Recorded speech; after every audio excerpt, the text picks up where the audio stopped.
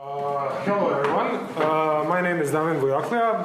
I am a developer iOS developer at Infinum. Sorry. And today I'll be talking about the VIPER iOS architecture and how we customize it a bit for our needs. Just a quick overview of the entire presentation. First, we will talk about some challenges that we have, and in response to them have adopted this architecture. Of course, we'll have discussion about VIPER and its components in detail. We'll also discuss some tools we use to ease development using this architecture, and some issues we had and how we solved them or how we didn't solve it. And then we'll close it up. Okay, I can actually use this. Yeah. Okay, so first of all, sorry? Typo. Okay, you didn't see it. So regarding challenges,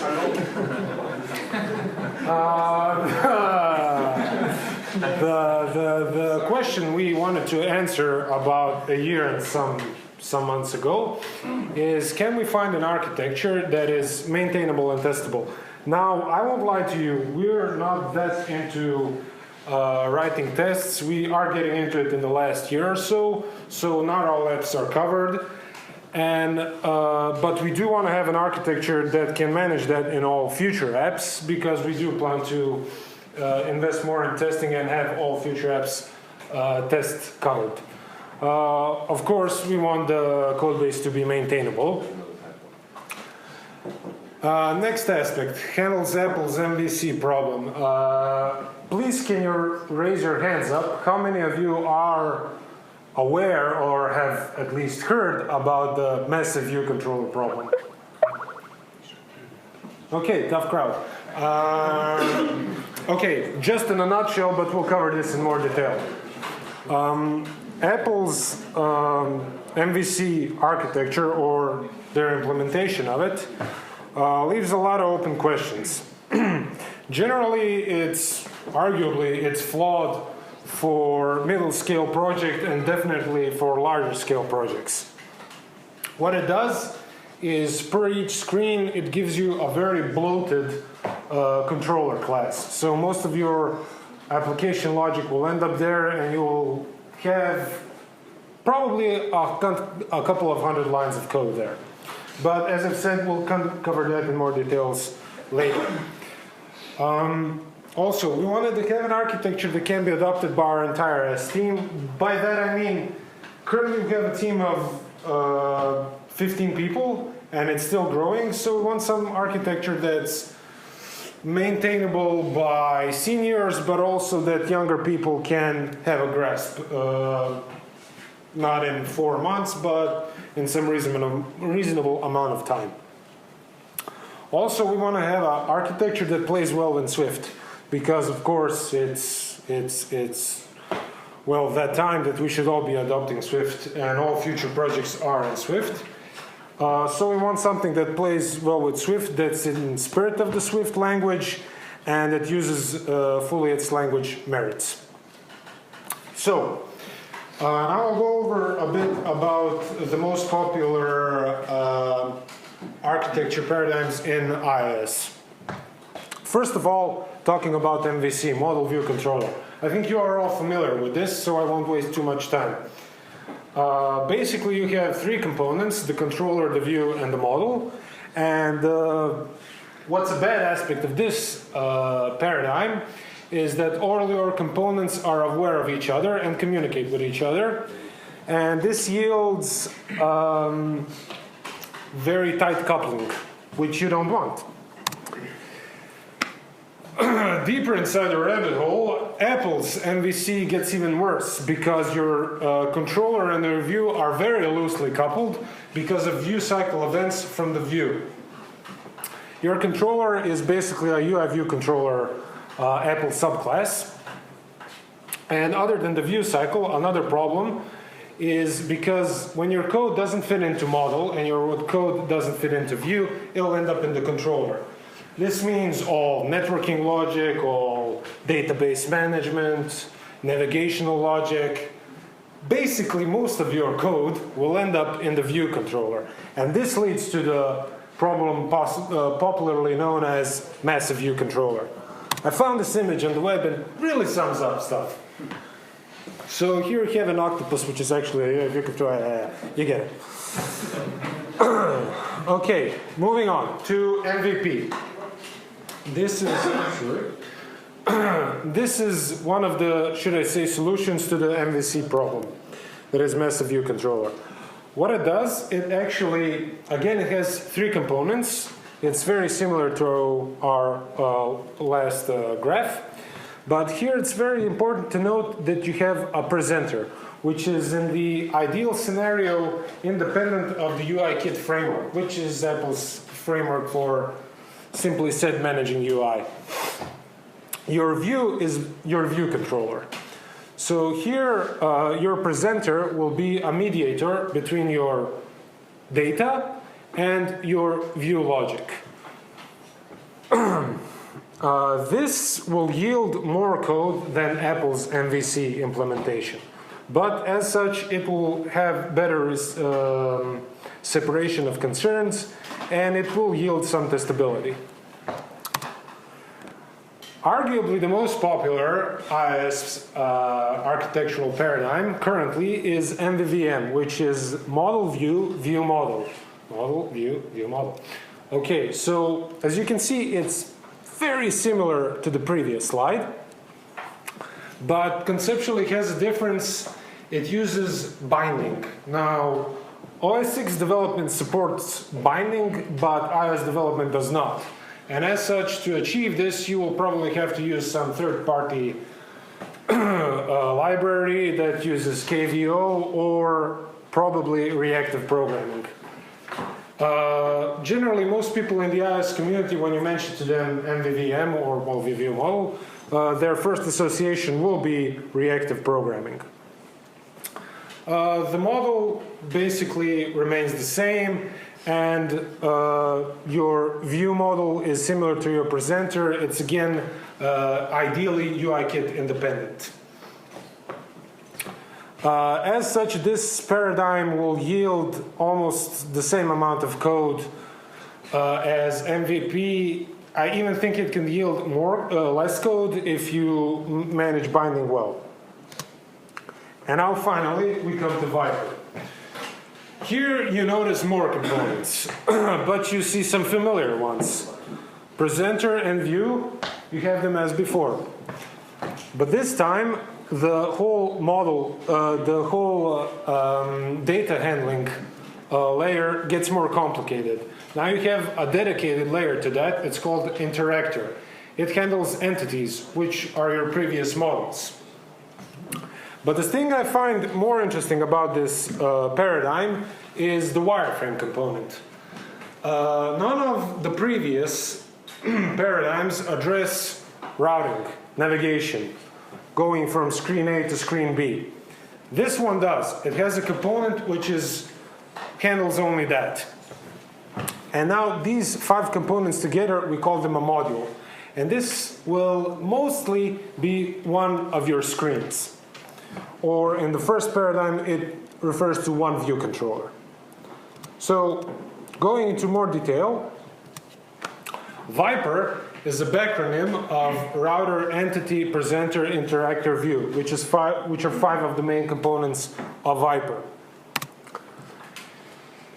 It aims to achieve a very good separation of concerns, and when adapted fully, it actually does, and as such achieves great testability. Now, talking about concerns or responsibilities, to simplify things a bit and make things clearer for you when you're talking about these components, broadly, all your responsibilities can be separated into 2 groups. That's when responsibilities and how responsibilities. When refers to the decision-making process. When do I navigate from screen A to screen B? When do I fetch data? When do I log out? Stuff like that. How is more implementation details? I think you'll get this better once we go through the components. So, our first component is the router. It's the R from VIPER, but it's popularly called also a wireframe. We also call it a wireframe because it seems more logical. So, your router has the following responsibilities. It knows how to navigate to other wireframes, to other screens.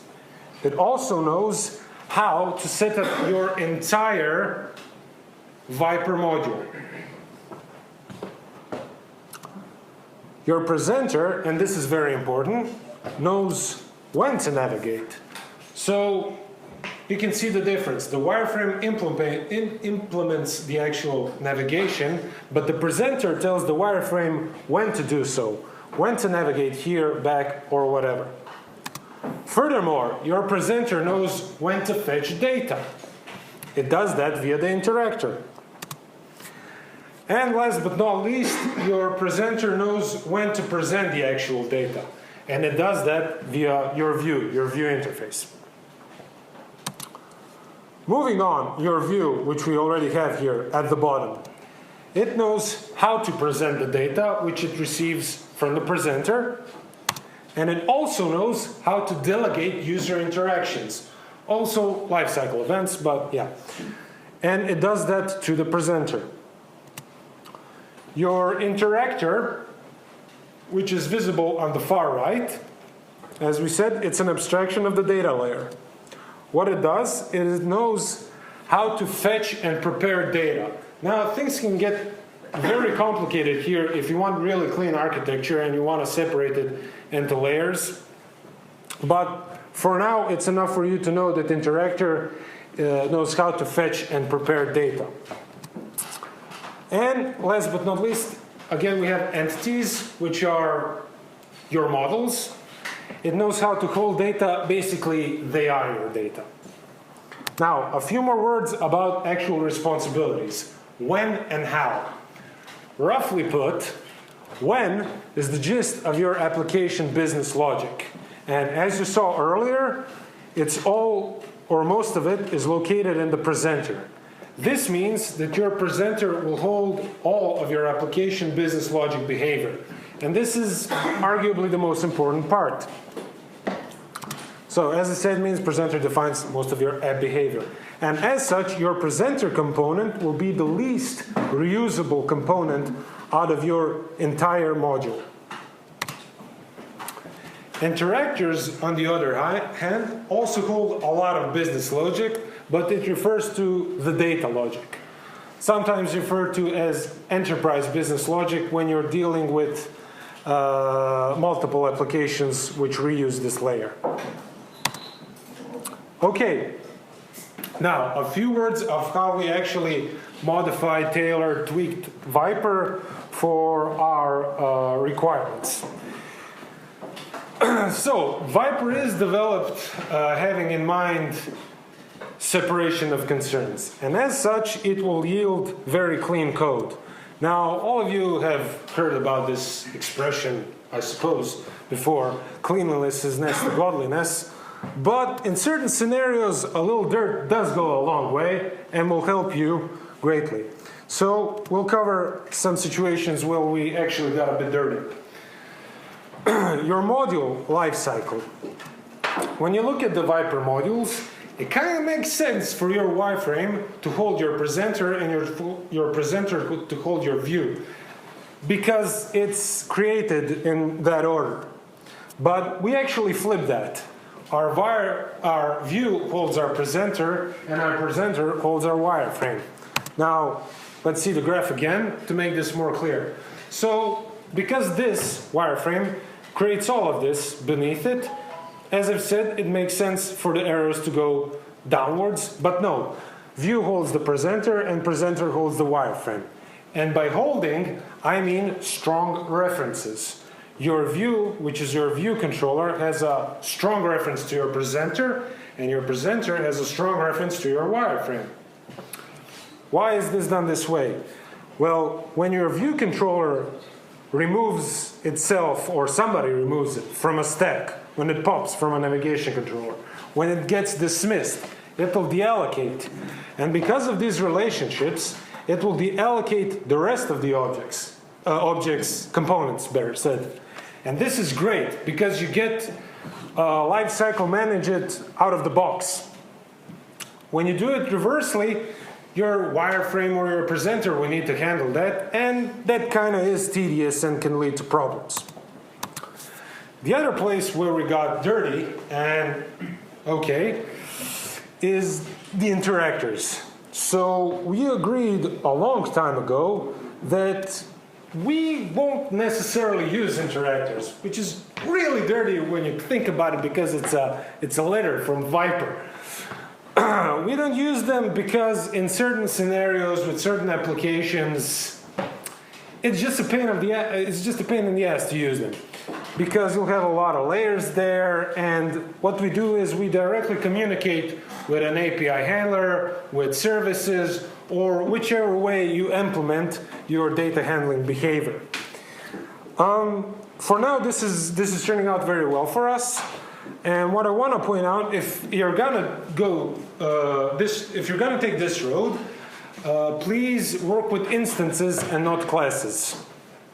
The naive way of approaching data handling is having a big data handling class which has all static or class methods for handling data. No, this is not good. Instance that, because that yields testability.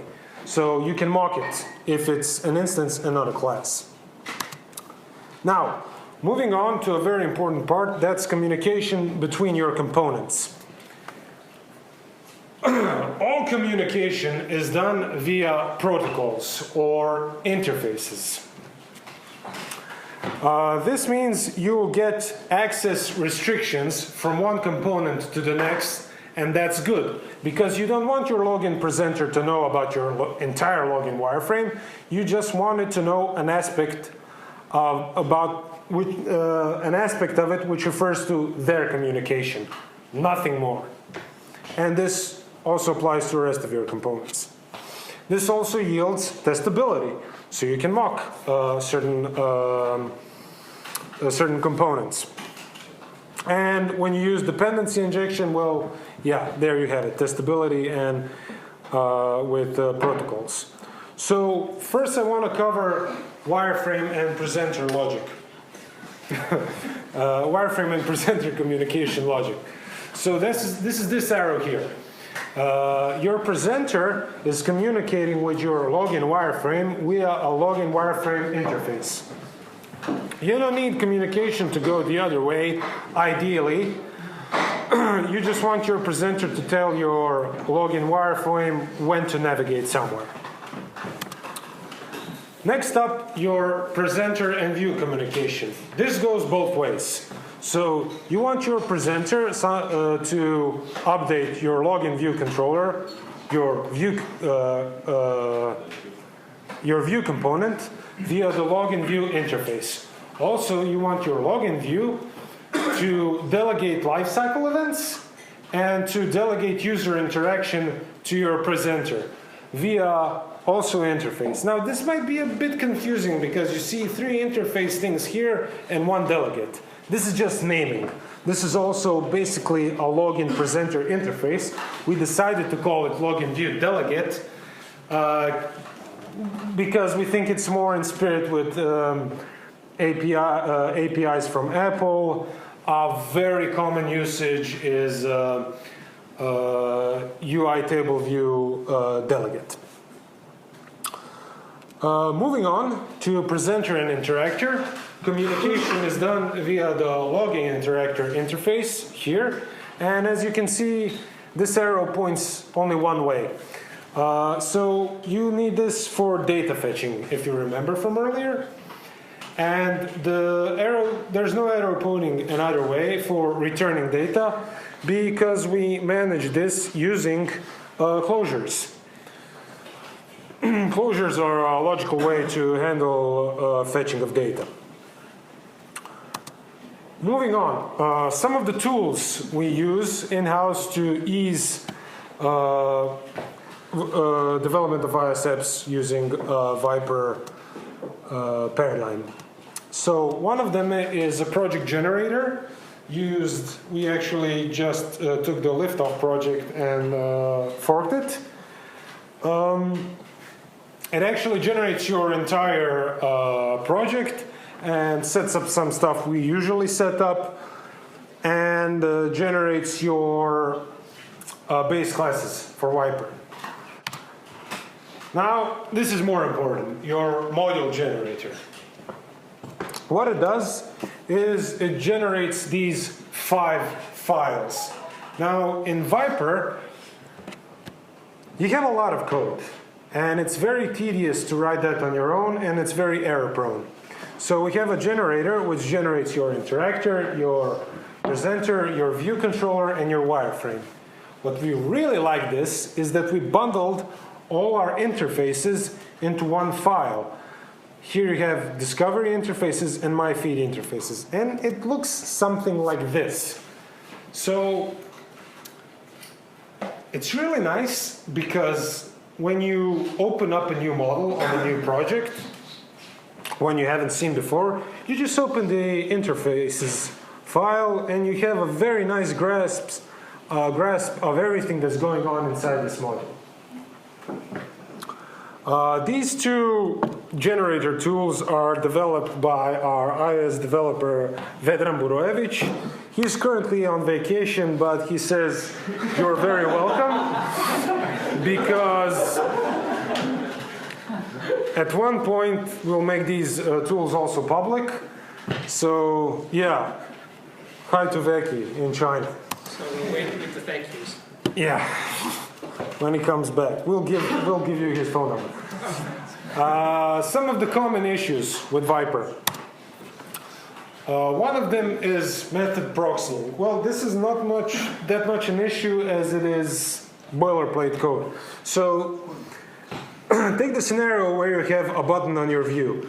Now, say it's a login button. You have to have a login function action handler here on your view. Then after that, you have to have login action handler on your presenter. Then after that, you have to have a login navigation handler on your wireframe. So when it's one action, it's okay, but some screens have multiple actions, and that time you'll have a bunch of methods just proxying all the way to your wireframe. And it'll create a lot of boilerplate code. How we handle this is by using navigational enums, which means basically we'll have one method for all navigation between presenter and the wireframe will get passed an enum. Also, data passing between modules. Now this is a touchy subject because when you go through different VIPER implementation and blogs, you'll see that this is handled, well, very differently across different implementations. Sometimes presenters pass the data one to another, sometimes it's handled differently. What we do is we pass the data between wireframes via Swift structs. So we can bundle anything we want in there. Storyboards, another touchy subject. We decided to use them. Storyboards versus XIBs, it's an old discussion, but we decided to use storyboards because generally we think they have a lot of good aspects of it, about them. What tends to give you a bit problem in the VIPER architecture is initialization of view controllers, but we moved all that code into the module generator files, tools, better said, so they handle that dirty work for us. Regarding segues, we don't use them for navigation inside storyboards because it's totally not in spirit of VIPER. But what we do use them for is child view controllers. We like child view controllers. It encapsulates logics in a very nice way, but it tends to be a bit of a problem with VIPER.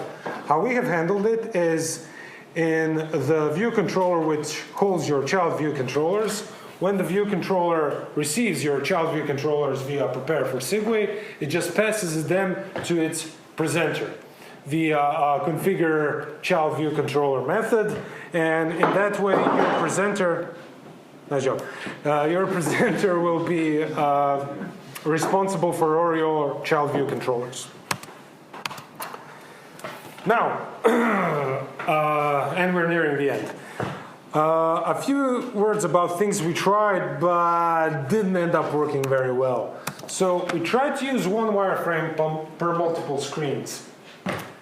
Yeah, this kind of seemed logical at the beginning, but in the end we ended up with very big bloated wireframe classes, which basically have their implementation logic separated into interfaces as is. So yeah, using wireframe per module tends to be much better in our experience.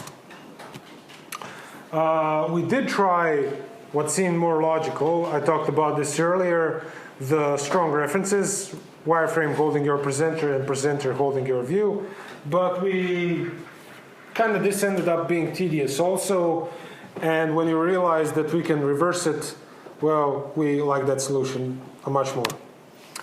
Protocol hell.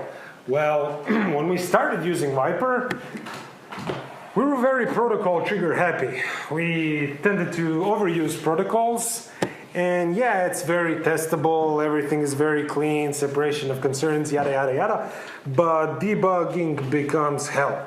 And Xcode generally navigates you to a protocol each time you click on a method or a property or whatever, and yeah, it slows up your workflow. So protocols are good, but don't overuse them. And retain cycles, well, because there are a lot of components here, we tended to screw up references here and there, and he did have a little bit of fun with retain cycles.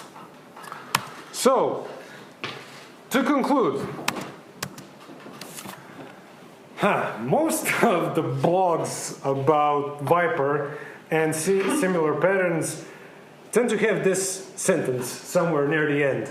No silver bullet. And yeah, no shit Sherlock. I mean, this is programming, and we are talking about defining an application architecture, and I think it's very naive to assume we will have something that's elegantly scaled on any type of app at all in an ecosystem where even the developers of the actual technology don't know how to handle this issue. Sorry. So what I would advise to you is use reason and avoid early optimization and over-engineering, which is something we did when we started using VIPER. VIPER, and most of the community agrees with this, is great for big projects with good defined user stories and non-frequent change requirements. Anything else, weigh it very carefully. Links to some of the blogs and tools we used. Yeah, no, not much commenting here. And that's it. Thank you very much.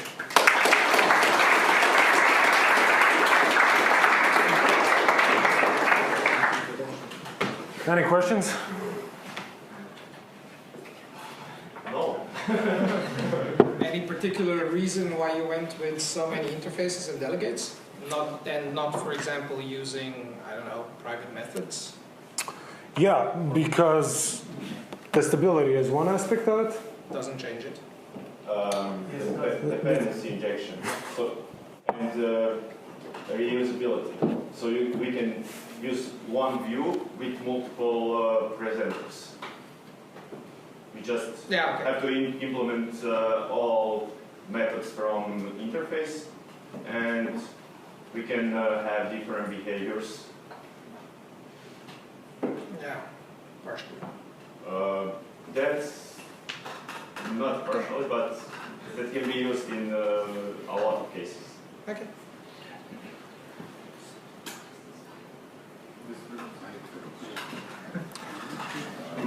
Ivan, you JavaScript developer, yes? If I heard correctly, you ditched the I from VIPER. Not ditched it in... Can you tell me more about it, just so I can understand your decision? So you can understand this. When the whole data, the whole data abstraction layer, if you want to do it really clean, you would have probably a interactor, then behind it some services, then behind them some data fetching classes and entities to add to that. So we can do it in that way, but in a lot of scenarios it's simply not needed because APIs, the ones that we work with, sometimes are very simple. And in those cases we ditch the I, we don't use the interactor. But if it gets a bit more complicated, we use interactors. So maybe I said it wrong. We do use it sometimes, but our rule is it's not mandatory. But the view, the presenter, the wireframe, that's mandatory, and that's always used. So in most cases it gives you too much. You don't need that. I actually wouldn't. That kind of API for something. I wouldn't actually go as far as say in most cases. The main thing is it's not mandatory. Oh, okay. That's it. Okay? Nah, it's some. If you're not doing caching or something else, your interactor will just proxy API calls to the service or some API manager or something like that. So But when you are doing some kind of caching or something like that, you will have some logic inside of the interactor. So you will fetch data from the database, and you will update something from the API in the meantime, and so on. good. Okay. You mentioned in one of your slides in the middle that you create a file with all interfaces in your VIPER architecture. Sorry. Mm-hmm. So how do you reuse an interface? For example, you mentioned login multiple times. Let's say I have a project that I need to reuse a login somewhere else. For example, auto login for something, doesn't matter. How do you reuse it in different views? Not views, but in different modules. For example. It's available in your entire project by default, this interface. But this is just, this is what the project generator tool generates.